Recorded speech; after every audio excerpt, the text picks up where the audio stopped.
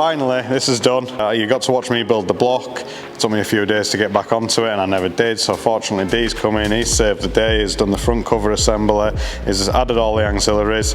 We've now got a finished engine here, ready to go back in this car. Yeah, so that's engine building. We've had some good news today on Habbo's car, and I think next week you're getting to watch, we'll be switching back to Habbo's car, so you'll get to watch Habbo's engine go into his car, followed then the week after what we've been getting up to today, the tuning and the dyno time. So we're looking forward to showing you results, and yeah, happy days guys. Have a good one, I'll see you soon.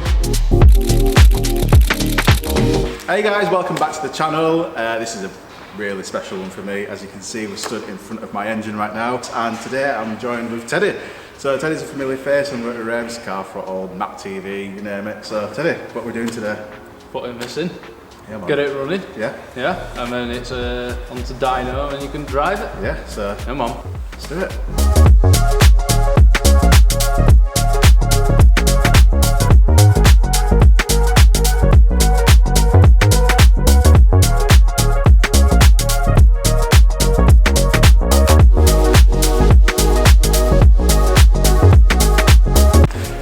We're on day 2 now, so we made a bit of a late start yesterday getting the engine in, but we're in on a Saturday now. Just finished doing a Mazda reset service on a customer's car.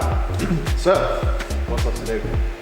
Engine and gearbox is mounted, so now we just need to basically secure it all. Power plant frame on, prop shaft, exhaust, stuff like that, fuel connectors, send it down, put all your ancillaries on top, so your airbox, so on. Nice and easy from now on, mate. Well, it's all easy. Yeah, and the tricky bits out of the way. Yeah, and then we'll be getting Dee to load a base map up for the car so we can get it running. And then, yeah, fingers crossed we get started today. Habbo's got a car. Yeah, I've got a car, so let's crack on. That means cut, doesn't it? Because you've got a Series 1 gearbox on an R3, these connectors are different. So we've just put the right connectors on it because the wrong connectors were on it. So now this way, no moisture, a mistake clipped in.